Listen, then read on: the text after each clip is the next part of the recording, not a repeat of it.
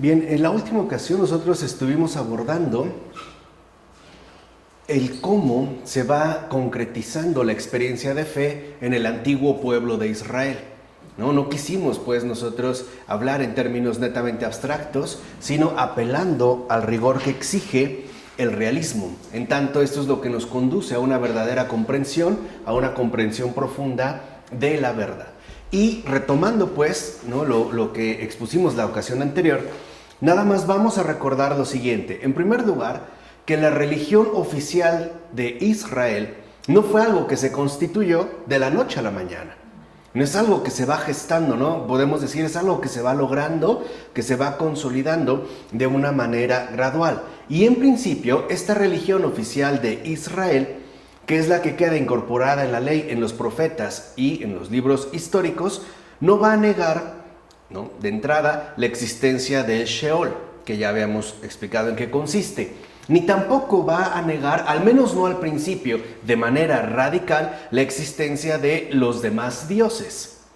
¿Por qué? Porque a final de cuentas, lo que está, en lo que está creciendo la religión oficial de Israel, pues es algo completamente insólito.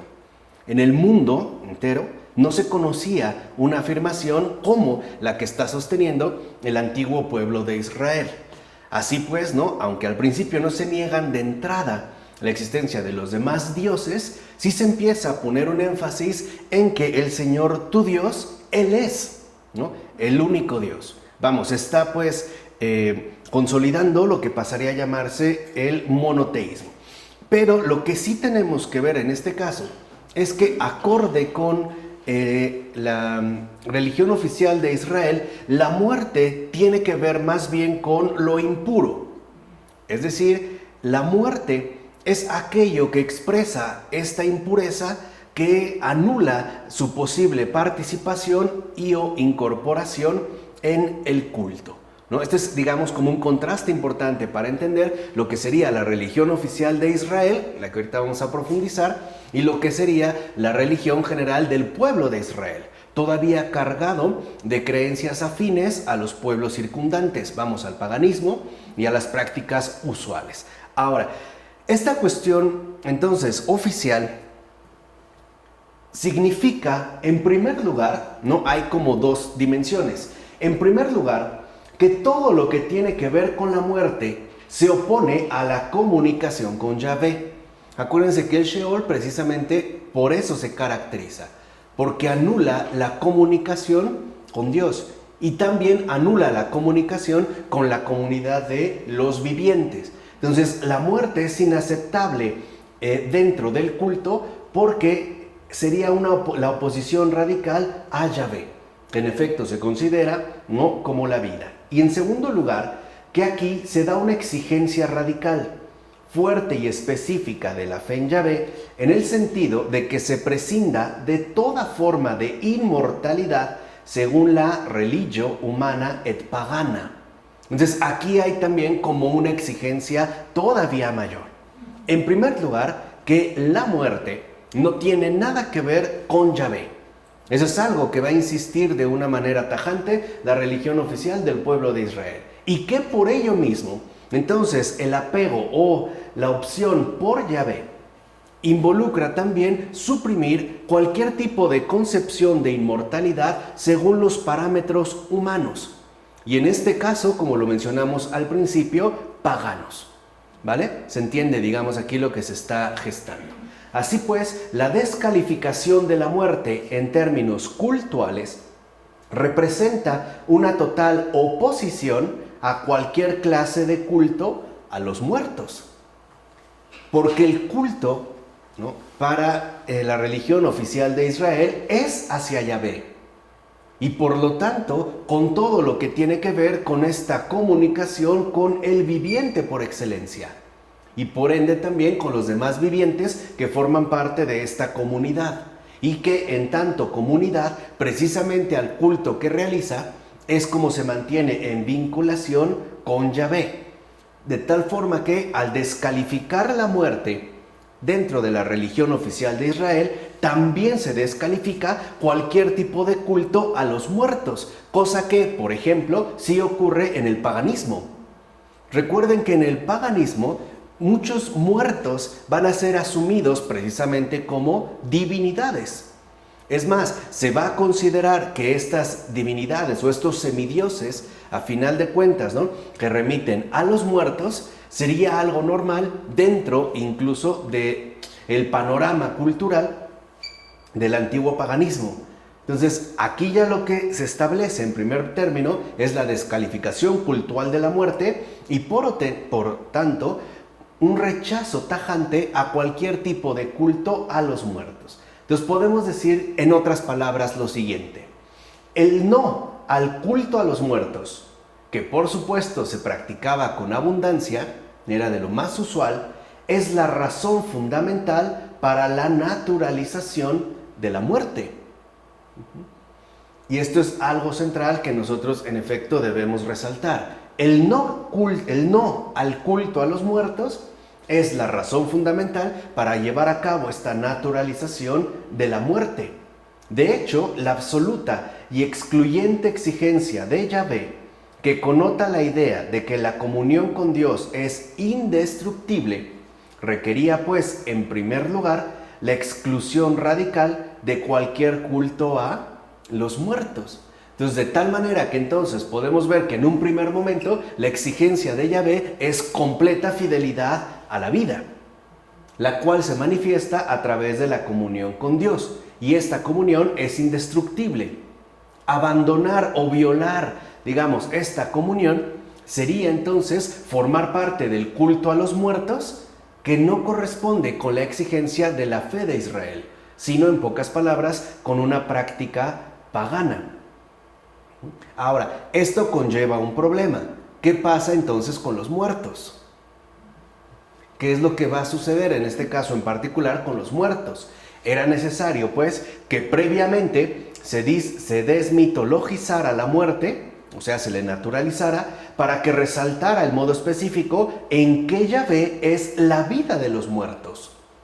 Porque acuérdense, en este caso los muertos no corresponden con una anulación absoluta de la existencia, sino que permanecen a la manera de una sombra y no estarían formando parte de la comunidad de los vivientes, pero de una u otra manera siguen existiendo. Entonces es este punto en particular el que se va a ir desarrollando poco a poco. Además, la descalificación cultural del ámbito de la muerte no se quedó sin consecuencias teológicas. La muerte y el pecado se ven en relación mutua. ¿Se acuerdan que era uno de los esquemas míticos, ¿no? La muerte es asumida como efecto del pecado. La muerte, pues, depende de darle la espalda a Yahvé. Entonces, aquí hay un cambio al respecto. Ya no solo se trata de que la muerte, por decirlo así, corresponde con una especie de ámbito autónomo e independiente, sino que más bien la muerte aparece en tanto uno elige oponerse a Yahvé. En este caso, al momento de darle la espalda. O sea, se trata de la implicación de tal desatenderse de Yahvé. Hoy podríamos decir que esta desatención de Yahvé comportaría en general dos tipos de rasgos. El primero es rechazar a Dios para atenderme a mí mismo, o concentrar la atención en mí mismo. O bien rechazar a Dios por ponerle total atención al mundo. Acuérdense que, en efecto, para el antiguo pueblo de Israel, el comportamiento del pagano es precisamente tal porque se desatiende de Yahvé. Él está en otros asuntos, podríamos decir en términos más contemporáneos, ¿no? El pagano vive otros asuntos, perdiendo de vista lo único que resulta fundamental para la existencia del hombre, la relación con Dios, que en este caso, en efecto, corresponde con la relación con Yahvé. De fondo, entonces, todavía está presente la lógica primitiva, arcaica, de la relación entre una actuación y sus respectivas consecuencias. Acuérdense, esto arcaico, pagano, no netamente teológico, es decir, no conforme a la verdad, consiste en esta convicción, esta lógica primitiva entre el actuar y las consecuencias. En pocas palabras, si actúas mal, por ejemplo, si cometes un pecado o si incurres en alguna falta, entonces lo que te espera es la muerte, ¿no? Esa es la lógica. Por eso les decía, en términos arcaicos, ¿no?, para el pueblo de Israel, lo peor que podía ocurrir era morir joven, por ejemplo, ¿no? Morir a temprana edad sin haber disfrutado de la vida. Y esto se consideraba efecto del pecado cometido. Esto todavía aparece, ¿no?, ya en presencia de Jesús, cuando le preguntan, por ejemplo, acerca de un ciego de nacimiento, ¿quién ha pecado? Si él o sus padres. Es decir, hay una lógica arcaica, pues, de que consideramos que lo que nos ocurre es por un castigo que de hecho merecemos. Es una especie de lógica arcaica donde sostenemos, en pocas palabras, que lo que realizamos, si corresponde con la desatención de Yahvé, entonces trae consigo consecuencias negativas. Por eso todavía se sigue manteniendo, ¿no?, la relación establecida entre muerte y pecado. Por eso, por ejemplo, para la línea más estricta del pueblo judío, que serían los fariseos, es tan fundamental el no incurrir en pecado, que en este caso ya no es asumido en sí como pecado, sino como impureza. ¿Por qué? Por la connotación legal que esto lleva. Acuérdense que son los representantes de la ley oficial del pueblo de Israel. Entonces, el incurrir, por ejemplo, en impureza implicaría un determinado castigo. O sea, todavía sigue como imperando esta lógica arcaica. Así pues, lo que podemos decir entonces es que la fe veterotestamentaria, o sea, del Antiguo Testamento, mira preferentemente más acá de la vida. O sea, lo que ocurra allá va a depender de todo lo que hayamos hecho aquí. E incluso de esto que nosotros hacemos aquí es donde se podrán desprender ya algún tipo de consecuencias particulares, especialmente aquellas que conducen hacia la muerte. Y esto se explica, por un lado, por el hecho de que una gran parte de su historia, es decir, del pueblo de Israel, se desarrolla en el contexto de formas de vida arcaicas.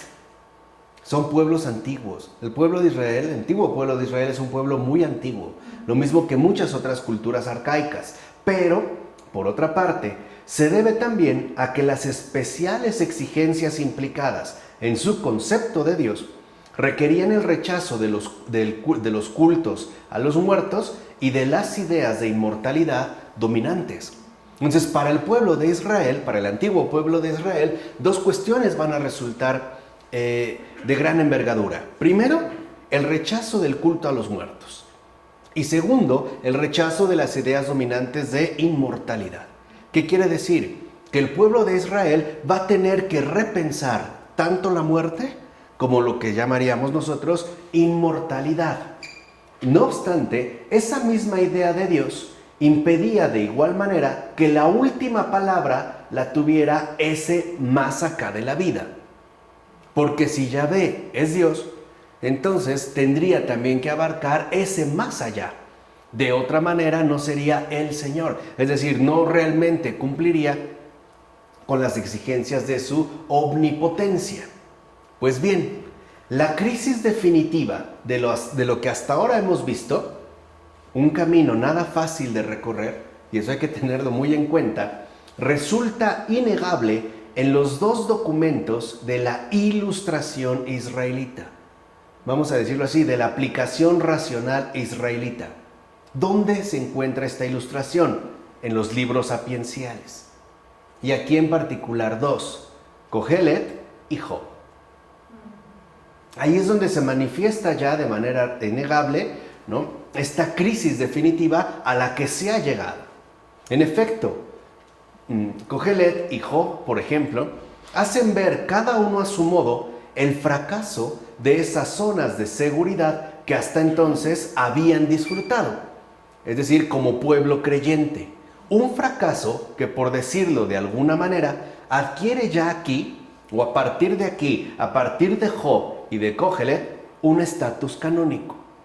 Entonces, aquí hay que poner mucha atención a la cuestión de este fracaso, que es, digamos, ¿no?, como la apelación más dramática del grado de crisis definitivo al que se ha arribado. De hecho, podemos decir que ambos libros desembocan en una crítica radical al tradicional esquema que vincula obras y consecuencias.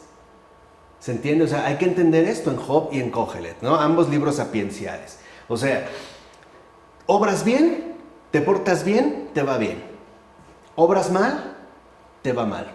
Eso es lo que hoy en día de alguna medida están llamando karma, ¿no? En términos más resistentes. Vamos a decirlo así, esta especie de recuperación karmática, ¿no?, de lo que sucede. Aquí no. Tanto Job como Kohelet elaboran una crítica radical a este esquema que vincula obras y consecuencias. De hecho, en ambos libros, la tesis central es esta: esa relación no existe, pues la vida y la muerte del hombre no tiene lógica alguna visible.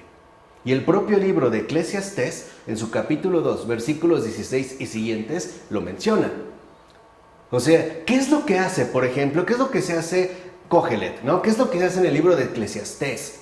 En este caso en particular, que nuestra lógica arcaica que vincula obras y consecuencias es inexistente. O sea, es una mentira. Puesto que la vida y la muerte del hombre, del ser humano, no tiene realmente ningún tipo de orden racional visible, e incluso puede llegar a carecer de una completa explicación. Y esto sigue siendo también cierto hasta la fecha, este fracaso. ¿Cuántas veces lamentamos la muerte de una muy buena persona? ¿Y cuántas veces a lo mejor nos escandalizamos de la buena vida que lleva una muy mala persona? O no nos explicamos por qué siendo tan bueno a lo mejor murió de esta manera, o por qué tan pronto. Mientras que el malvado, no los términos todavía que se expresa, parece ser que incluso la muerte ni lo roza. Incluso podemos decir que tiene el cutis, ¿no?, bien cuidado, y el estómago bien inflado. Se ve cuidado, o sea, no tiene una lógica. Esta es una crítica radical. Quiere decir que aquí esta crisis finalmente a lo que lleva es una verdadera profundización, un compromiso con la verdad, que se puede ver expresado ya en el caso del libro de Eclesiastés y de Job. En el caso de Kohelet, por ejemplo, esta afirmación conduce a un profundo escepticismo. ¿Cuál es ese profundo escepticismo de Kohelet? Todo es absurdo, vano, pura vanidad. ¿No empieza así el libro de Eclesiastés? Pura vanidad, todo es vanidad. Y termina con ello. Es decir, el hecho de que nosotros consideremos que lo que ocurre en este mundo, y en particular en relación con la vida del hombre, es absolutamente transparente y entendible, es vanidad. Es vana ilusión. De hecho, en Kohelet, lo que parece ciertamente destacar es un escándalo en la razón. Simple y sencillamente, ¿no?, en este libro de Eclesiastés, todo aparecerá como algo absurdo. Los buenos mueren, los malos viven. Los justos sufren, los injustos disfrutan. Ahí hay una vana ilusión. Es decir, lo que es ilusión no es, digamos, lo que acontece. Lo que es ilusión es la manera en la cual nosotros lo queremos asimilar, a través de hacer esta vinculación, ¿no?, el tradicional esquema que vincula obras y consecuencias. Tiene que haber, pues, algo más allá. Ahora, de tal escepticismo se hace cargo, como puede, una resignación, que ciertamente se debate entre el escepticismo y la fe. Si todo es vanidad y absurdo en lo que ocurre, ¿qué me queda? O bien mantenerme en que este absurdo no es la última palabra, o bien dejarme llevar por y renegar ¿de qué? De la fe. Si lo ven, aquí hay un conflicto bastante profundo. No es casualidad que se trate de un libro sapiencial. Ahora bien, se trata de una resignación que, a pesar del absurdo, está dispuesta a seguir viviendo y a confiar en un sentido desconocido. ¿Qué está emergiendo? Lo que hoy llamaríamos ya de manera clara, vida de fe. ¿O de verdad tenemos claro el por qué ocurren las cosas de la manera en la que de hecho suceden? Y particular en nuestra vida, y más cuando a lo mejor asumimos un compromiso verdaderamente creyente, ¿no? En el libro de Eclesiastés, entonces, hay una alternativa. Sí hay una resignación, porque definitivamente muchas de las cosas que ocurren aquí, es decir, más acá, en este énfasis que estaban colocando, son más bien absurdos. Lo que decía, por ejemplo, ¿no? Estas alternativas, ¿por qué el bueno sufre y el malo disfruta? Hay situaciones que simple y sencillamente no nos resultan explicables. No hay una lógica que nos lo pueda hacer completamente transparente. Ahí entra esta resignación. Pero a pesar de esto, hay la alternativa de mantenerse en confianza en un sentido desconocido. Es decir, aunque yo no lo comprendo, Dios es la garantía de que esto no es un absurdo total. ¿Se entiende? O sea, aquí está el debate. Ahora, ante esta alternativa, por ejemplo, se han visto claro cómo muchos han tomado postura. Muchos se han basado en el libro, por ejemplo, de Eclesiastés, Montaigne, creo que se pronuncia, ¿no? Montaigne, por ejemplo, sería uno, Lord Byron sería otro, que los retoma para irse del otro lado, para decir que en realidad no hay un sentido desconocido, sino que lo que hay acá, el absurdo, la vaciedad, la injusticia, es lo único existente. Y entonces ya no hay una resignación, sino habría una reclamación. Y por lo tanto se disiparía, ¿no? En el caso de Byron, por ejemplo, ¿no? Una figura más bien diabólica, de repudio, o bien escéptica, como aparece de hecho en Montaigne. Ahora, la otra opción es que a pesar de esto que acontece, y que en efecto no puedo aligerar, que no puedo encubrir, ¿no? Porque sería estúpidamente ingenuo, ¿no? No hay otra manera de sostenerlo. Sí puedo dar, pues, pie a la alternativa que me conduce a confiar en un sentido desconocido, que en todo caso no defrauda. ¿Vale? O sea, eso es lo que quiero que entiendan, que es como el punto crucial por el que toda vida creyente va también a atravesar. No hay ningún creyente que se brinque este salto, es decir, esta crisis.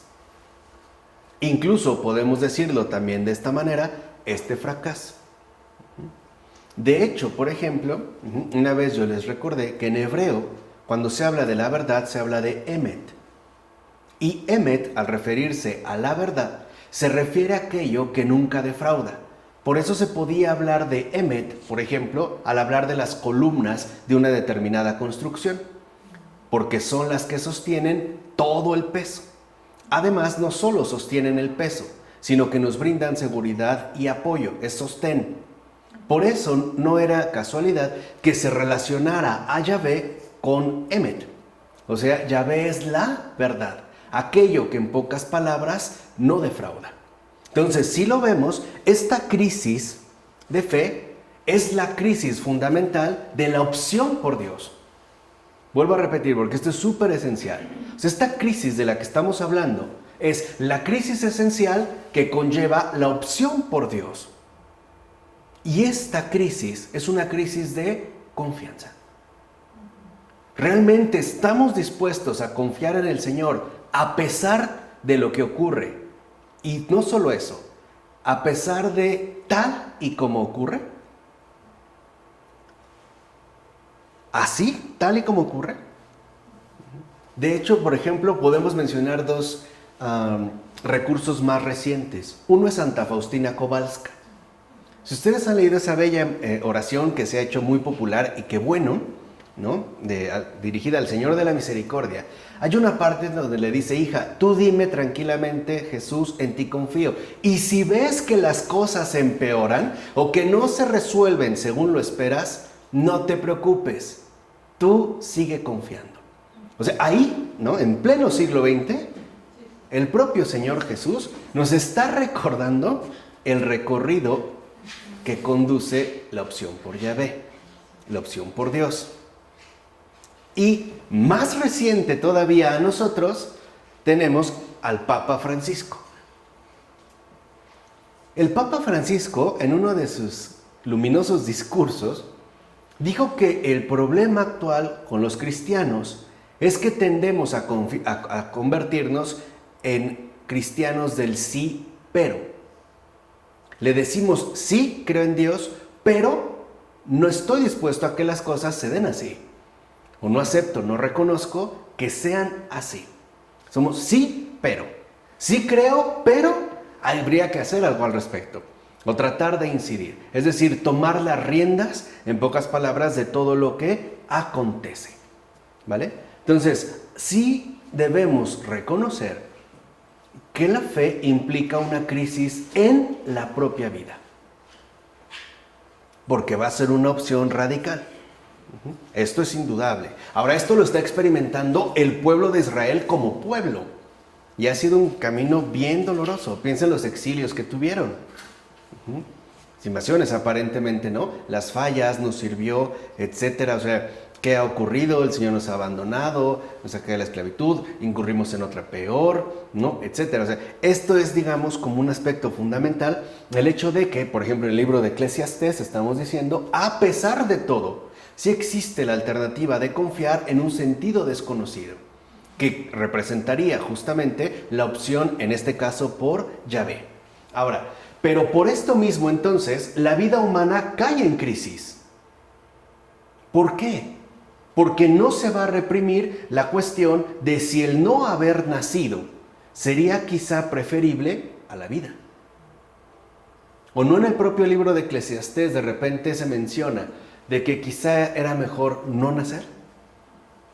A tener que nacer, encararse con el absurdo y todavía, aparte de eso, asumir la opción por Yahvé, que involucra confiar en un sentido que absolutamente me supera. Quizá por eso para algunos lo mejor hubiera sido no haber nacido. ¿Se entiende? En este caso, digamos, la cuestión que está de fondo y por tanto también la crítica radical que se está realizando con respecto a ese esquema arcaico de pensar, donde se vinculan obras y consecuencias. Vamos, dicho de otra manera, que es quizá lo que más nos interesa a nosotros destacar, podemos decir que en este punto lo que vemos es un vislumbre radical de la verdad, que busca disipar las tinieblas del error. O sea, la verdad misma nos está diciendo, las cosas no son así como tú las piensas. Y esto no es sencillo. ¿O realmente nosotros aceptamos con facilidad incluso lo que ocurre?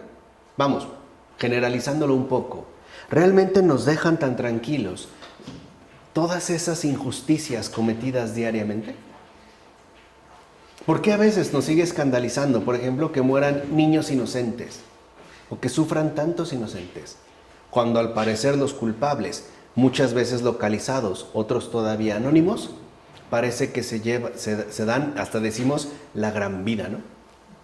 Incluso pareciera que son como intocables. O sea, eso es un poco para que vean cómo esta crisis, pues no solo es algo netamente local, sino que es una crisis que implica la verdad. Ahora, Job, a diferencia de lo que ocurre en Eclesiastés, Job por su parte va a expresar de una manera todavía más dramática la disputa interna de las escuelas sapienciales, es decir, el esquema acción-consecuencias. En Job, esta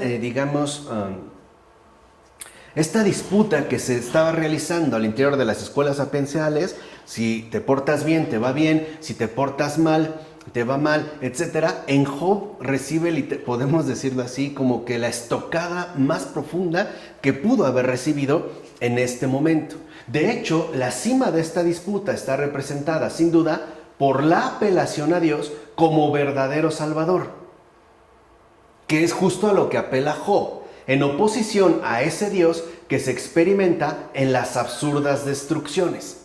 Basta con leer Job, el capítulo 19, de los versículos 22 al 25. De hecho, o sea, un poco lo que quiero que entiendan es que lo que muestra Job es que lo fundamental es la confianza, la espera puesta en el Dios creído en contra del Dios experimentado. Y por lo tanto, la alternativa de Job se radicaliza, puesto que lo conduce a confiar por entero en el desconocido. Vamos, como lo mencionamos anteriormente, si en el libro del Eclesiastés aparece una resignación, ¿no?, más o menos todavía que se debate entre el escepticismo y la fe, en Job ya no. De hecho, la radicalidad de Job consiste precisamente en que Job ya pone plenamente su vida en la opción por Yahvé. Es decir, Job espera en el Dios creído que va en contra del Dios experimentado. Por lo tanto, Job confía ya por entero, se confía al desconocido. Aquí entonces en Job aparece un rayo luminoso fulminante. Dios es misterio. Dios no es una complacencia humana. Es decir, no se puede someter a una reducción esquemática intelectual. Dios no lo podemos, pues, ¿no?, utilizar como algo moldeable para nuestras propias complacencias. Dios es misterio.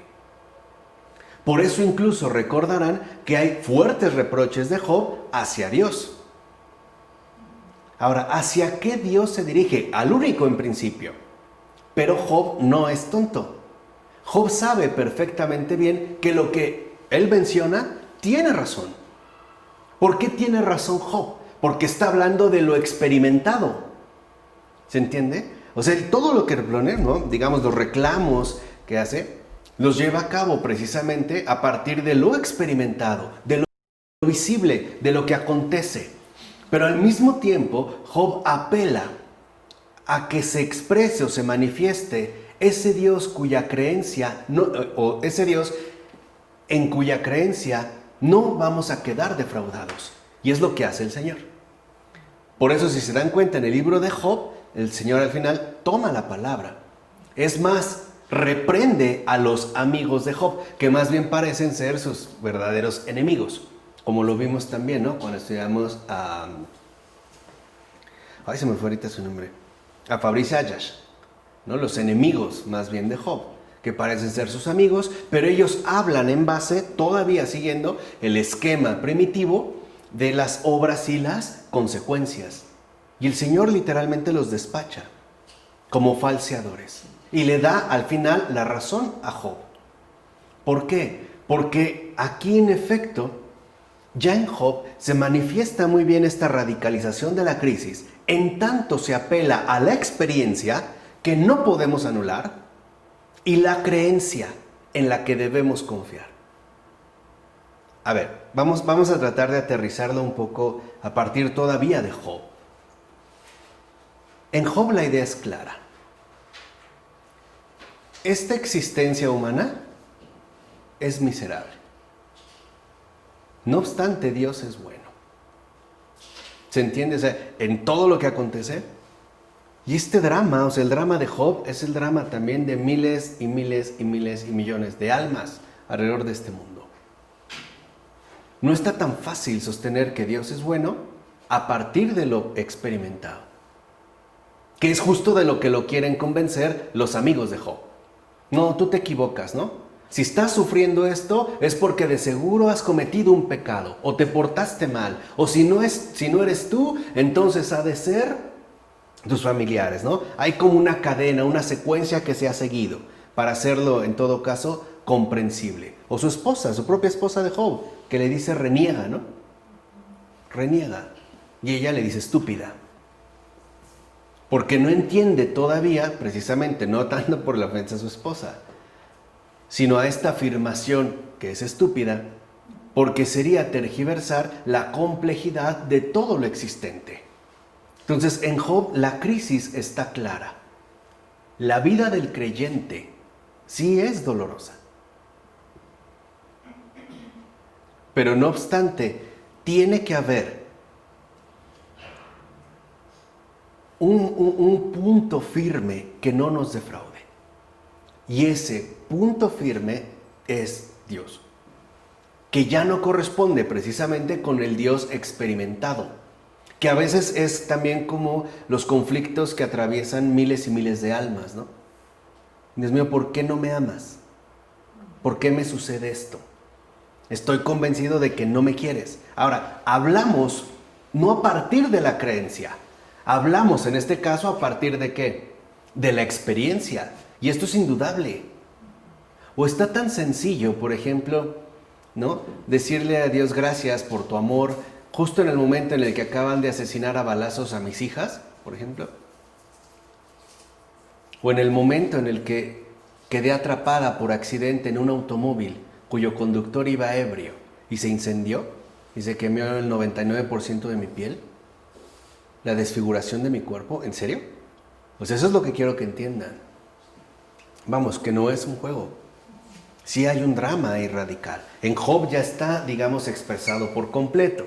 Así pues, y es lo importante, en Job algo, fíjense, algo, siquiera algo de esperanza en una vida definitiva que no corresponde con la vida experimentada puede entreverse en el libro de Job. Algo. ¿Qué quiere decir? A partir del libro de Job, la esperanza se presenta como una condición absolutamente necesaria para la vida creyente. Y esto se da precisamente, como dijimos, a partir del libro de Job. La esperanza que nos conduce a creer en una vida que no corresponde necesariamente con la vida que aquí hemos experimentado.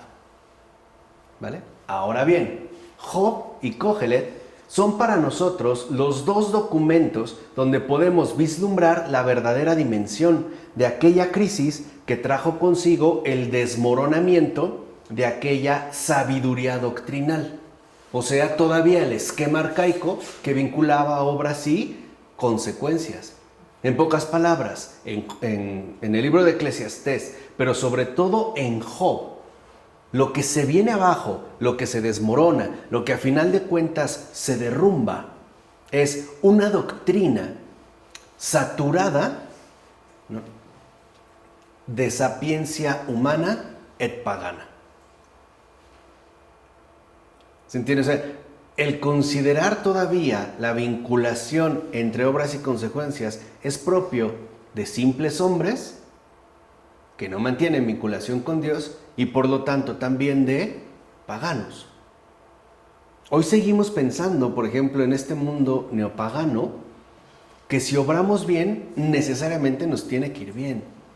Y al revés, que si obramos mal, nos va a ir mal. O sea, todavía como que se ha reestructurado, ¿no? Se ha reinsertado de nuevo esta lógica arcaica, es decir, esta lógica pagana. Cuando ya desde Job está claro de que no es así. O sea, esta sabiduría doctrinal de eruditos, de estudiosos, de discusiones, vamos a decirlo así, rabínicas, se vienen abajo. Por eso no estaría de más releer con atención, a la luz de estas consideraciones, el libro de Job completo.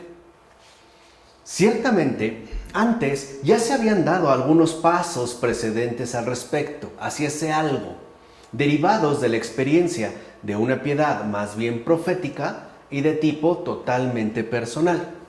Esos pasos y tanteos fueron capaces de dar permanencia a la fe por encima de la crisis. De hecho, el primer gran paso dado se debió a la dolorosa experiencia del exilio. Ahí. El exilio es una experiencia y además es una experiencia terriblemente dolorosa, pero que al mismo tiempo invita a una consolidación definitiva de permanencia en la fe. Lo que hemos mencionado, ¿no? De esa opción por Yahvé. Tal y como se ha plasmado, por ejemplo, en los cantos del siervo de Yahvé en el Deutero Isaías. Ahí queda expresado. En efecto, fíjense, enfermedad, muerte y rechazo se interpretan como sufrimientos en sustitución de otros, con lo que a la realidad global de la muerte se le atribuye ahora un aspecto nuevo, un aspecto más bien positivo. Muerte y hundimiento en la enfermedad no son de suyo castigos por el pecado, como se suponía todavía en esa sabiduría doctrinal, en ese esquema, ¿no? Sino que pueden representar igualmente el camino de quien pertenece a Dios. Es decir, a partir de la experiencia dolorosa del auxilio, puede ser que yo no sufro esto por mi culpa, sino también en sustitución de otros. Es decir, también se empieza a considerar la posibilidad de la expiación. Que en gran medida sigue ocurriendo, ¿eh? Por eso a veces pensamos, porque hay santas, no sé, Santa Margarita María Alacoque,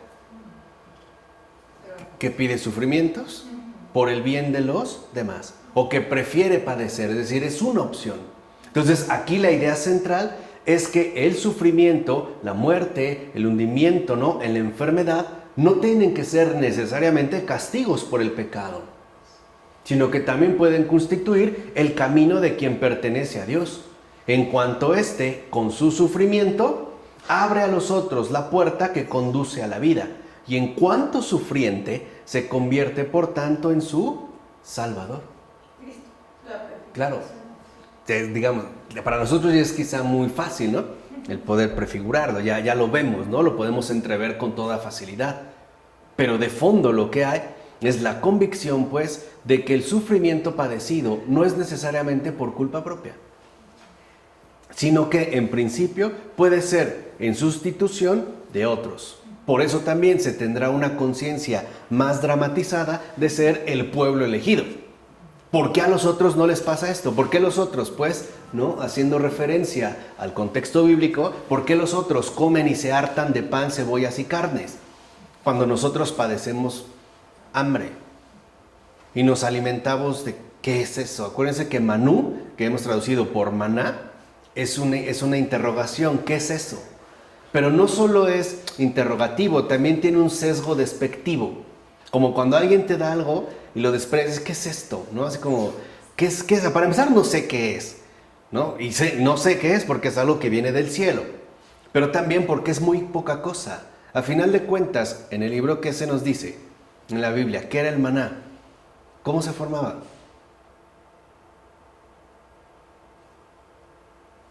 Un polvito blanco. Un polvillo, ¿no? Amanecía como con una escarcha que al evaporarse dejaba como una especie de polvito. ¿Ya? ¿Qué es esto? O sea, por un lado, ¿qué es esto? No lo veo en grano, nunca lo he conocido, pero por otro lado, ¿qué es esto? O sea, es poca cosa, esto no me lleva a llenar, ¿no? Pareciera que es irrelevante o simplemente insignificante. De ahí pues esta experiencia fundamental del sufriente, también como sustitución y en último término del sufriente, que en efecto conduce a la salvación. De hecho, aunque no lo sepan, o aunque claramente no lo sepan, muchos de los sufrientes actuales y de todos los tiempos están realizando la obra redentora de Cristo. Están unidos a Cristo. De hecho, están abriendo la puerta a muchos otros que conduce a la vida. Por eso, por ejemplo, Santa Teresa de Calcuta llegó a afirmar lo siguiente: ningún sufrimiento en este mundo es inútil. Ninguno. ¿Por qué? Porque de fondo, Santa Teresa de Calcuta se percata muy bien de lo que ya el antiguo pueblo de Israel estaba comenzando a asimilar. Sufrimiento va de la mano de salvación. Entonces el sufrimiento ya no tiene meramente una carga negativa, empieza a adquirir un cariz más bien positivo. Podemos decirlo así: a partir de estos cantos del siervo sufriente, empieza a realizarse lo que podríamos denominar la transfiguración del sufrimiento, que a su vez implica la ruptura radical con la sapiencia doctrinal, es decir, con la mera sapiencia humana et pagana. Aquí ya hay una prefiguración clara. Entonces se llegará a una conclusión contundente: el sufrimiento por Dios y en favor de los otros puede ser la manera suprema del hacer presente a Dios y de ponerse al servicio de la vida. Ya no solo, como se esperaba en el esquema tradicional, a partir de una vida gozosa, ¿no?, llena de disfrutes y además llegando a la vejez sin tener que atravesar los estragos de la enfermedad. Aquí el sufrimiento por Dios y en favor de los otros también puede ser una manera en la cual Dios se manifieste, quizá de manera todavía más radical. Por eso, enfermedad y muerte no son ya el límite en que el hombre comienza a ser inútil y a carecer de sentido tanto para los demás como para Dios mismo. Acuérdense que es lo que iba a conducir, ¿no?, en el esquema arcaico, en el modelo arcaico, a esa ruptura de la comunicación, es decir, al Sheol. Aquí ya no. Se empieza a vislumbrar que ahora la enfermedad y la muerte pueden ser más bien esos resplandores extraordinarios de la presencia de Dios en tanto salvación. Y que incluso, ¿no?, el hundido en la enfermedad o el que está en peligro de muerte, no por ello ha roto la comunicación con Dios, sino que quizás se encuentra en una mayor intimidad con Él. ¿Vale? Entonces el sufrimiento aquí, dijimos, atraviesa su transfiguración. Es decir, enfermedad y muerte ya no son el lanzamiento al vacío absoluto del Sheol, que ya habíamos explicado, sino que representan la nueva posibilidad del hombre. O sea, ahí precisamente, en enfermedad y muerte, puede hacer y ser más que en el servicio cultual del templo, que es algo extremadamente radical, ya que puede ejercitar aún más aquella misericordia de la que dijo el profeta Samuel, que es más que todos los sacrificios. ¿Qué dijo Santiago en su carta? Y la acaba de decir recientemente. ¿Qué dijo Santiago? ¿En qué consiste el culto verdadero y perfecto a Dios? Atender a los pobres, Visitar a los huérfanos y a las viudas en sus tribulaciones. Ya. ¿Qué quiere decir? Santiago, obviamente que forma parte, ¿no?, del pueblo de Israel, recupera en esencia la radicalidad de lo que entonces constituiría el servicio. Es decir, sufrir también puede constituir un gran servicio de amor. Y es este servicio el que sería más grande a los ojos de Dios que la mera perfección cultual, o bien el cumplimiento de los preceptos cultuales. Y esto sigue siendo algo vigente para nosotros. ¿Qué es mejor? Asistir de manera impecable, no cometer faltas en la liturgia, por ejemplo, ¿no?, en la celebración litúrgica, en el culto del que participamos, o atender a los necesitados y a los sufrientes, en particular a los huérfanos y a las viudas en sus tribulaciones. ¿Qué tiene más peso? ¿Ser impecable cultualmente? ¿O bien, por el contrario, ejercitarse de manera radical en la entrega a los demás, que sería un supremo gesto, en pocas palabras, de vida? Vamos, de fondo aquí, lo que se pone al descubierto es lo siguiente: ¿qué es realmente un sacrificio? ¿Qué es realmente un sacro oficio? Que en latín ya nos puede resonar más, un officium. ¿Qué es realmente, ¿no?, esta labor de hacer algo sagrado? ¿En qué consiste? ¿En la perfección cultual? ¿O bien en la entrega radical a ese servicio? Y la entrega radical a ese servicio incluso puede darse a través del sufrimiento y la muerte. Recuerden a una Santa Dieterstein o un San Maximiliano Kolbe. Aceptan, ¿no?, que ya lo habíamos comentado en su momento también con lujo de detalle, ¿no?, aceptan, por decir, esta especie de sustitución, pero en realidad es una apertura. Ellos aceptan sufrir para que los otros también puedan pasar con menos dificultades. Vamos a decirlo así, se aminora, ¿no?, el camino. y nos aligeran pues el recorrido. En síntesis, muerte y enfermedad ya no son lo último. Ya no son ni vacío ni castigo. Sino que ahora, fíjense lo importante, ¿no? Ahora, más bien, se entienden tanto la enfermedad como la muerte como fuerzas profundas de purificación y de profundo cambio. Entonces ya no se trata de lavarse los brazos hasta el codo al momento de comer, que es también uno de los reclamos que le hacían a Jesús. ¿Por qué tus discípulos? Y Jesús ya sabemos que les respondió: hipócritas. ¿No? Que es una expresión muy, muy fuerte. ¿Por qué hipócritas? ¿En qué consiste realmente, ¿no?, esa hipocresía? En que consideran que es su pureza cultural la que en efecto constituye lo que llamamos purificación, cuando en realidad no es así. De hecho, este profundo cambio tendría que provenir precisamente, ¿no?, del encaramiento de estas fuerzas vivas, de estas fuerzas, contundentes de la propia purificación. Entonces puede ser que yo sea impecable cultualmente y no obstante que esté hundido, aquí sí, en el vacío, por ejemplo, y por lo tanto también en la falsedad. En efecto, enfermedad y muerte se comprenden entonces como camino y destino del justo. Aquí entonces la perspectiva ha cambiado, y así el derecho y la justicia cultuales se profundizan hasta sus más íntimas entrañas. ¿De qué se trata, pues? De la misericordia del servir. Servir en lugar de los otros. ¿Se acuerdan que el propio Jesús lo dijo? El Hijo del Hombre no ha venido a ser servido, sino ¿a qué? A servir. Se está refiriendo en concreto, dentro de este contexto, a este derecho y a esta justicia.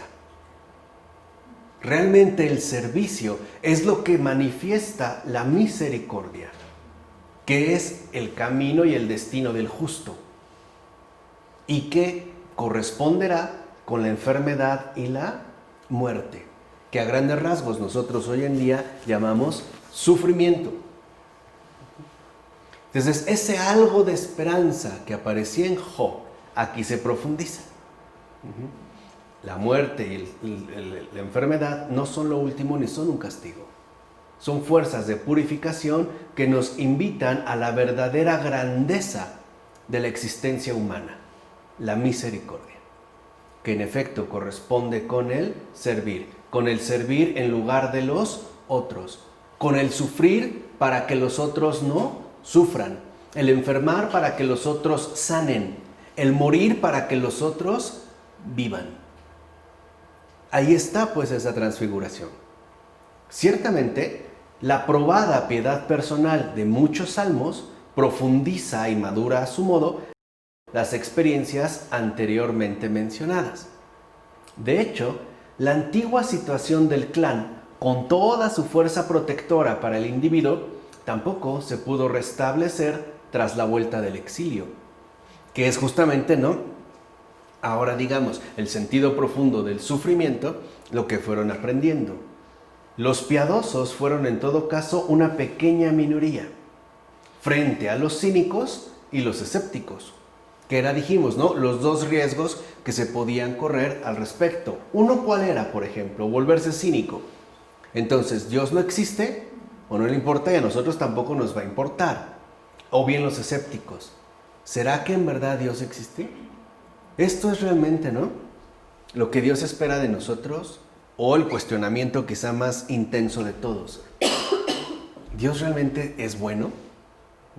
Por todo lo que nos ocurre. Había pues, ¿no?, como unas polarizaciones bastante marcadas que excluyó quizá algunos cuantos que podrían considerarse piadosos. Por tanto, aquí sí, tuvieron que encararse con la cuestión acerca del sentido de su vida religiosa sin contar ya con el apoyo del clan y en medio de un forcejeo intenso y personal con Dios. Porque claro, una cosa es vivirlo como pueblo, pero al retorno del exilio, Ya no se puede tampoco contar con esta fuerza protectora del clan. El pueblo está disgregado. Bueno, ahora, digamos, lo que ha ocurrido, pues también tiene que ser remitido y asumido a partir de mi propia situación personal. Ya no solo se habla como lo que ha ocurrido como pueblo, sino que se habla, por decirlo así, ¿no?, de la vida en primera persona. ¿Por qué me ha ocurrido a lo mejor esto a mí? ¿No? Y ahí empieza pues este forcejeo intenso con Dios. Ciertamente podemos fijarnos en dos salmos que fueron muy importantes para la experiencia cristiana, muy importantes. En primer lugar, mencionemos brevemente un texto que fue básico para la primitiva predicación cristiana sobre la resurrección, que es precisamente lo que estamos indagando. Nos referimos al Salmo 16, especialmente el versículo 9 y siguientes. Vamos, a partir del versículo 9, creo que vale la pena también checarlo, el Salmo 16. Apoyado pues, fíjense, en su profunda confianza en el poder salvador de Dios, que Job estaba expresando a su manera, el orante se atreve a decir: mi cuerpo reposa en lo seguro. Tú, cierto, no abandonas mi vida ante el Sheol, no dejas a tu amado ver la fosa. Contigo la alegría hasta la hartura, a tu diestra delicia sin fin. Aunque aquí no se pensara todavía directamente en la fe en la superación de la muerte, sí se percibe la certeza de que Yahvé es, sin lugar a dudas, más fuerte que el Sheol, que es, dijimos, ¿no?, para el antiguo pueblo de Israel, el límite insuperable para la existencia humana. Ese es, digamos, es lo que resultaría infranqueable. Y que aparte, dijimos, estaba profundamente vinculado con la enfermedad y la muerte. Entonces aquí la primera certeza que aparece es que Yahvé es, sin dudarlo, más fuerte que el Sheol. Por tanto, el orante se sabe seguro en manos de Dios que es el indestructible poder de la vida. Aquí es donde estaría pues como este forcejeo. Es decir, el hecho de que el poder vital, invencible de Dios, lleve hacia una nueva vida a través de la muerte, es una certeza que de una u otra manera se encuentra ya presente, aunque difusamente, en la palabra veterotestamentaria. Empieza pues como a emerger. Ahora bien, a mayores profundidades llega el Salmo 73, el preferido, dicho sea de paso, de San Agustín. El salmo preferido de San Agustín es el Salmo 73. Y en particular, estas profundidades se manifiestan en los versículos 23 a 28 del Salmo 73. En este caso, el orante se enfrenta a la misma problemática que vimos en Job y en Cogelet. De hecho, el salmista ve con sus propios ojos lo bien que le va a los pecadores, a los cuales tal parece que nada les sale mal y alcanzan triunfo tras triunfo. Él lo ha visto con sus propios ojos, no está especulando. Otra vez dijimos, está hablando de una experiencia. Lo ha visto y lo está proclamando. Así pues, el mundo parece vuelto del revés y se tiene la impresión de que no hay nada más que una salida: vivir como ellos y por ende desatenderse de Dios y unirse al coro de los poderosos, de los malvados y de los triunfadores y exitosos. Ese coro nutrido, ¿no?, de estos dioses que no parecen ser ni siquiera mortales y que también se mencionan en el Salmo. Entonces aquí la alternativa, si lo ven, puede ser también entonces desatenderse de Yahvé y volverse uno más de estos. En consecuencia, la vida de fe parece ser algo absurdo. Es más, tal parece que se trata de una absoluta necedad, a partir de la experiencia observada. y la fuerte tentación que se tiene de volverse uno más de ellos, ¿no? De estos poderosos, malvados, triunfadores y exitosos. Y de hecho, mientras se siga partiendo del esquema obras-consecuencias, mientras se siga considerando la religión desde el punto de vista de la utilidad individual y del éxito terreno, lo único que queda es la desesperación o bien la apostasía. Y eso es precisamente lo que está expresado en el Salmo. Y es en lo que desafortunadamente muchos podemos llegar a incurrir. La desesperación. De decir que por más que me porto bien, parece que no me deja de ir mal. O la apostasía. Reniego de Dios y trato entonces de buscar otra alternativa. Ya dijimos, ¿no? El unirnos a este coro de dioses que parece ir cada vez en mayor incremento. No obstante, el salmista encuentra la respuesta en el templo. Es decir, no gracias a la propia reflexión. Porque si queremos asumir la situación real que atravesamos a partir de la propia reflexión, lo más probable es que nos topemos con estas dos únicas salidas. O la desesperación o ¿qué? La apostasía. ¿Se entiende por qué? O sea, si lo queremos entender por cuenta propia, careciendo de una lógica visible, estas serían nuestras opciones, o la desesperación o la apostasía. No, el salmista no encuentra la respuesta gracias a la propia reflexión, ni en el fijarse en los otros, ¿no? ¿Por qué él sí le va bien, si es malo, o por qué a este le va tan mal, si es bueno, etcétera? Es decir, en la comparación establecida entre él y ellos, además. Ni en el análisis del curso de las cosas en el mundo, que a final de cuentas desemboca en la religión de la envidia, de la desesperación y del resentimiento, que es también lo que muchos promueven, ¿no?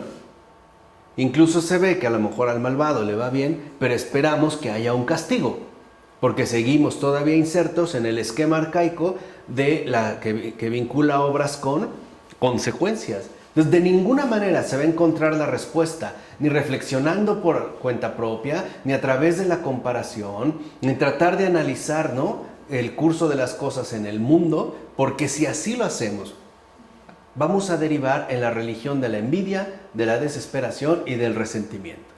Por eso el salmista nos muestra que la respuesta se encuentra en el templo. Ahora, ¿esto qué significa?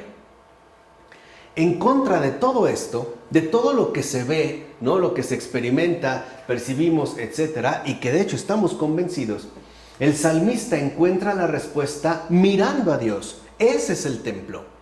Por eso para el antiguo pueblo de Israel, el templo es tan fundamental. Por eso su oración se dirige hacia el templo. Porque tomar en cuenta el templo es salir de mí, de mis propias reflexiones, de mis propias convicciones, de mis propios planteamientos y postulados, para centrar mi mirada en Dios. Entonces, ver el templo es dirigir la mirada hacia Dios. Solo así se encuentra la respuesta. No en mi agilidad intelectual, ni en mi análisis del mundo, ni nada de esto.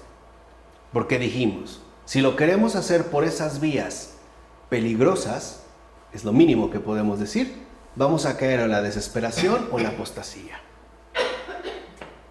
Lo tenemos que hacer mirando a Dios, dirigiéndonos a eso que está, digamos, ¿no?, por encima de nosotros. Por eso era tan el salmo preferido de San Agustín. Acuérdense que San Agustín estuvo muchos años de su vida en el error. Y de hecho, lo que más trabajo le costó a Agustín a lo largo de toda su vida fue mirar el templo. O sea, dejar de pensar a partir de sí mismo y de su inmensa inteligencia, que la posee. Yo creo que es de las inteligencias más potentes, ¿no?, y brillantes que el Señor nos ha concedido. Pero el hecho, pues, de salirse de las propias convicciones y alcances intelectuales, o análisis del mundo, o las comparaciones establecidas, etc. O sea, para Agustín era evidente qué fácil nos podemos desviar de la respuesta que buscamos. Si no miramos a Dios, si no dirigimos nuestra mirada hacia el templo, lo que nos espera es el error. Por eso, en este caso, dijimos, el salmista encuentra la respuesta mirando a Dios. O sea, fijándose en Él es como se da cuenta de lo aparente, vacía y miserable que es esa supuesta felicidad de los pecadores. Aquí hay un paso. No niega lo experimentado. Incluso se menciona la tentación de asimilarse a estos, ¿no? Pero es mirando al templo, es como puede entonces contemplar la verdad. Eso que se llama felicidad no es tal. Es apariencia, ¿no? Es vacío y en pocas palabras es miseria. Y ahora el orante, el salmista, se da pues una experiencia que supera todo lo dicho hasta ahora. Ya ven como en qué niveles se va dando el salmo. ¿Qué dice el salmo en sus versículos 24-26? Con tu aviso me guías para ponerme en dignidad. ¿Qué otro tengo yo en el cielo? Contigo nada ansío yo sobre la tierra. Mi carne y mis entrañas se consumen, mas el Señor es para siempre mi roca y mi porción. Aquí hay pues, ¿no?, también la afirmación de una experiencia que supera todo lo que previamente se ha mencionado. Así, sin ningún influjo exterior, o sea, sin esquemas filosóficos o mitológicos, etc., y únicamente a partir de lo profundo de la comunión con Dios que experimenta el orante, ha surgido esta certeza. La comunión con Dios es más fuerte incluso que la destrucción del cuerpo. Porque lo otro ya estaba expresado. Pero aquí pues también hay como un énfasis puesto en la dimensión personal. Incluso, aunque mi cuerpo sea destruido, aunque mi cuerpo sea afectado, vía enfermedad o vía muerte, la comunión con Dios es más fuerte incluso que eso. ¿Se acuerdan cómo también se había llegado, lo mencionamos antes, ¿no?, en torno a la experiencia del exilio, a esa comprensión profunda, a esa transfiguración del sufrimiento? Y es esa comunión, ¿no?, es la realidad en cuanto tal. O sea, en comparación con la cual se ve que es pura apariencia y vaciedad todo lo demás que se considera como real. Entonces, en este salmo se expresa pues lo que hacía falta en Eclesiastés: la comunión profunda con Dios. Que, ojo, no anula esta, digamos, como esta dificultad que tenemos para poder aceptar lo que acontece y el modo en el cual acontece. Eso no se niega, eso no ha cambiado. Lo que ahora precisamente se ofrece es ese espacio definitivo que supera, por un lado, ¿no?, como lo habíamos mencionado hace rato, ese espacio definitivo que supera tanto la desesperación como la apostasía. Es esta comunicación la que a nosotros nos permite un respiro auténtico en el naufragar de este mundo. Es la única tabla de salvación del absurdo que en efecto sí hay. En eso Sartre tenía razón. Pero el problema con Sartre, como también ya lo vimos en su momento, cuando hablamos del ámbito antropológico, es que no opta por la fe. Prefiere otra vez quedarse más acá. En pocas palabras, en este salmo ya se da la experiencia de que sí hay un acá, incluso un más acá, pero también hay un allá, un más allá. Y no tienen por qué estar necesariamente distanciados o desprendidos de manera tajante uno de otro. Es decir, lo que dijimos, ese más allá de tal comunión hace estallar en pedazos todo lo demás acá.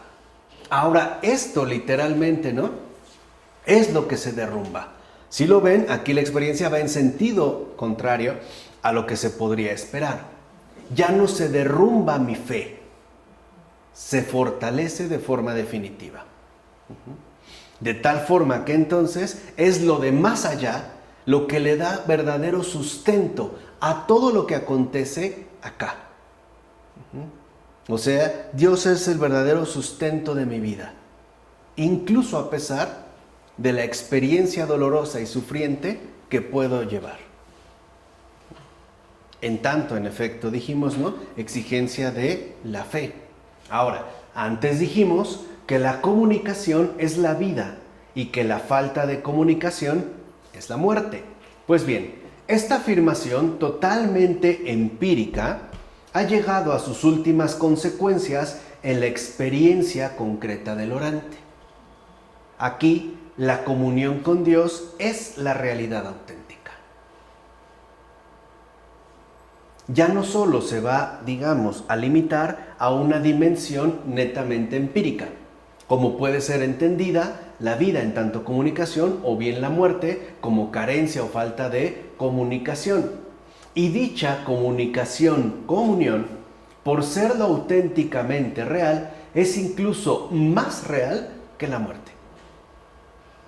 Y no olvidemos que se trata de una experiencia concreta, una certeza que se ha experimentado, no de una mera reflexión abstracta. Ciertamente, los modelos desarrollados por el entendimiento se quedarán siempre por detrás del núcleo originario de lo experimentado, que es justo aquello que nos busca transmitir y compartir el salmo, en este caso el orante. Y por más que nosotros busquemos entenderlo, no lograremos siempre acceder al núcleo originario si no es a través también de su respectiva vivencialización, es decir, a través de su respectiva vivencia. Por eso nosotros también buscamos promover esa vivencia, que traducimos en términos de encuentro, ¿no? Sabemos que estamos hablando del encuentro con Jesús. Vamos, nosotros no somos meramente doctrinales. No se trata de transmitir una doctrina. Se trata de transmitir una experiencia de encuentro, ¿no? Incluso podemos adelantar un poco de encuentro con el resucitado. Entonces, el Salmo 73 pone entonces al descubierto una idea original sobre la superación de la muerte que no debe nada a modelos griegos ni persas. Pues dicha idea no se articula en base a concepto alguno de alma ni con la idea de resurrección, sino que arranca única y exclusivamente del concepto comunicación de Dios y de la comunión experiencia con Él. Entonces ya no solo se trata, ¿no?, de quedarse a un nivel de comunicación formal, por muy cultual que sea, como podía establecerse precisamente la comunicación con Dios a partir del templo, sino que ahora esta comunicación más bien apunta a una verdadera comunión con Dios mismo, lo cual daría pie a la verdadera experiencia de la fe de Israel. Se entiende que este es, digamos, como un punto fundamental. Así pues, el mirar a Dios, el estar con Él, se asume como el lugar en que el hombre puede superar el Sheol, que de hecho estará siempre presente en su vida y además amenazándole con tragárselo. Porque recuerden, el Sheol, ¿no?, se empieza a manifestar a partir de la aparición de la enfermedad, que en todo caso conducirá a la muerte. Pero entonces ya desde aquí en el Salmo se puede ya empezar a percibir que Dios es justamente lo que nos ofrece esa comunión, en síntesis, ese espacio de salvación, que es justamente lo que anhelamos ante las múltiples amenazas que nos rodean, tanto de manera externa como de manera interna. ¿Vale? ¿Vamos? Ahora bien, para cerrar ya nuestro recorrido a través del Antiguo Testamento, tenemos que mencionar por último un tercer grupo de textos, la literatura martirial, la cual llega a la certeza de la vida en la experiencia del martirio, encontrándolo en él al mismo tiempo un nuevo modo de superar la muerte. Entonces aquí hemos visto, ¿no?, que ante la crisis que experimenta la fe, el Salmo ya nos ofrece la posibilidad de superarlo a través de la comunión con Dios. Y por lo tanto, a través de abrirnos a ese algo de esperanza que Job inaugura. Ahora, en este marco se sitúa, por ejemplo, Daniel, el libro de Daniel, el profeta Daniel, capítulo 12, versículo 2. Y dice así: muchos de los que duermen en el polvo de la tierra despertarán, estos para la vida eterna, aquellos para el oprobio, para el horror eterno. Eso se dice en este versículo. De hecho, esta es la formulación más clara de la fe en la resurrección en todo el Antiguo Testamento. No hay otra donde se afirme de manera más clara la fe en la resurrección. Al menos no en el Antiguo Testamento, que es donde ahorita nosotros estamos instalados. Ahora bien, tal afirmación se relaciona con las persecuciones helenísticas llevadas a cabo contra los judíos, en las que fueron cobrando forma algunos de los testimonios más grandiosos de la fe de Israel. O sea, hay un contexto, hay una historia, no es un invento. Recordemos, por ejemplo, la imagen de los 3 jóvenes metidos en el horno de fuego, que es el símbolo supratemporal del sufriente pueblo de Dios que en el horno de fuego entona la alabanza divina. Es decir, a pesar de las persecuciones que padece el pueblo de Israel, sí se puede a partir de la comunión con Él entonar la alabanza divina. O sea, no apartarse, no romper la comunión, no bloquear o no destruir la comunicación a través, por ejemplo, de la apostasía, el reniego o la desesperación. Y junto a Daniel hay que mencionar también los 2 últimos libros del Antiguo Testamento, el de la sabiduría y el segundo libro de los Macabeos, que no por nada ocupa ese lugar. La relación de pensamientos y experiencias de ambas obras se ve especialmente clara en la descripción de los martirios en el segundo libro a Macabeos, que se podría resumir así. A la vista de la persecución, el creyente se enfrenta con la cuestión de si debe preferir la justicia de Yahvé o bien su propia vida. Claro, refiriéndose al bios. Y dicho sea de paso, el esquema tradicional que vincula obras con consecuencias de nada sirve aquí, porque por muy bien que me haya portado, soy presa de la persecución. E incluso me veo como obligado a esta alternativa. O bien me mantengo fiel a Yahvé, o busco conservar mi propia vida. Ocurre justamente lo contrario. La fe, aquí se percibe de que la fe y la justicia conducen más bien a la pérdida temprana e incluso cruel de la vida. O sea, lo que antes en el esquema arcaico antiguo, que vincula obras consecuencias, podía parecer como una maldición, aquí ahora se presenta como una bendición. Y en esta situación, el creyente llega a ver con toda claridad que la justicia de Yahvé es mucho más importante que su propia existencia biológica, el conservar la mera vida, y que quien muere dentro del derecho de Dios y por su causa no se hunde en la nada, sino que ingresa en la realidad plena, es decir, en la vida misma. Entonces no habría, si aquí ven, ya se empiezan a conjugar todos los factores que hemos estado mencionando. Yahvé no defrauda. No hay por qué dejar de confiar en Él. No hay por qué incurrir en la desesperación. Y no hay que quedarnos con ese más acá que a nosotros nos resulta, por así decirlo, e indudablemente inmediato. Tendríamos pues que adoptar la opción por Yahvé y entonces crecer en la profundización de la fe. En este caso, se hace visible que justicia y verdad de Dios no son únicamente ideas o ideales, sino que la verdad, en el sentido de realidad, conduce a la realidad propiamente tal, que es la vida. O sea, ya en estos libros, la idea es clara. ¿Quieres la vida? No traiciones la verdad.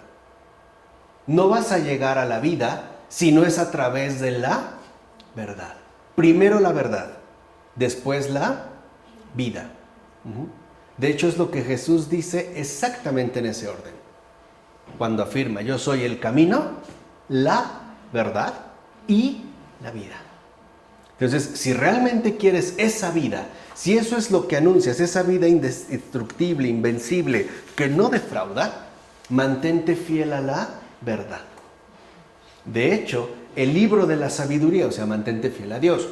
El libro de la sabiduría expresa esta certeza en el capítulo 3, versículos 1 y siguientes, así como en el capítulo 16, versículo 13. Aunque en este caso, eso sí, lo hará valiéndose de pensamientos tomados de la cultura griega. Pero sería una necedad hablar aquí de un supuesto triunfo del helenismo sobre el pensamiento hebreo, como a veces se quiere sostener. En efecto, lo que Sabiduría 3 afirma es, en el fondo y sin lugar a dudas, religiosidad propia de mártires, que en principio es una religiosidad que la cultura griega desconoce por completo. En todo caso, resulta indudable que en el camino recorrido por el Antiguo Testamento es el sufrimiento por el que se ha pasado y que asimismo se ha superado espiritualmente, el que se ha convertido en lugar de separación entre realidad y apariencia. Entonces, lo que nosotros percibimos como en realidad es, en todo caso, una vana apariencia considerada desde nuestras propias posibilidades o articulación lógica, porque la verdad es más grande de lo que podemos concebir, suponer y aceptar. La verdad es Dios. Y ahí esa es, digamos, la verdadera realidad hacia la cual nosotros debemos dirigirnos. Y dicho lugar corresponde con la comunión con Dios que se ha revelado como el lugar de la vida verdadera. El alma en las manos de Dios, de la que habla el libro de la sabiduría en términos, aquí sí más bien de Grecia. ¿Por qué? Por el término alma. Pues bien, lo más importante se encuentra aquí. Lo que se afirma se deriva de la experiencia de que la comunión con Dios es vida indestructible por encima de la muerte. Esa es la idea central. La comunión con Dios es vida indestructible por encima de la muerte. Y esa es la verdad. ¿Se entiende? La única verdad. Y justo porque es la verdad, esa es la realidad más plena de todo lo real. Este es el gran avance, ¿no?, en este recorrido que hemos mencionado, que se presenta en el Antiguo Testamento, es decir, en el antiguo pueblo de Israel. Ciertamente, esta afirmación surgida a partir de la pasión de la fe tiene un paralelo íntimo en la experiencia referida por Platón de Sócrates, quien muere por la justicia. Y a veces se establecen paralelismos muy precipitados, incluso al tratar de establecer una especie de correspondencia análoga entre Sócrates y Jesús. A mí me parece un poco precipitado, ¿no? Pero bueno, este paralelismo representó el lazo de unión entre el pensamiento bíblico y el de la filosofía platónica. Aquí sí, podemos decir que es el encuentro entre estas dos culturas, Grecia y Jerusalén. O si lo quieren ver así, Jerusalén y Atenas. Lo cual, a final de cuentas, constituye el punto de encuentro entre ambas tradiciones. Pero lo que más me interesa en este caso es que quede muy claro cómo en el Antiguo Testamento hay en efecto una articulación gradual, concreta, profunda, vivencial, difícil, crítica, en el sentido de crisis, ¿no?, de la pasión por la fe, de lo que realmente constituye la fe. Y cómo esta maduración culmina en una conclusión total. La comunión con Dios, que es vida indestructible, es más fuerte que la muerte. Y esa es la verdad. Y por ser la verdad, es la realidad auténtica de todo lo que llamamos real. Por tanto, entonces, ya se empieza a articular vida y verdad, que, como iremos viendo ya más adelante, constituyen los elementos fundamentales de lo que llamamos resurrección. Vamos a dejarla hasta aquí. En nombre del Padre, del Hijo, del Espíritu Santo. Amén.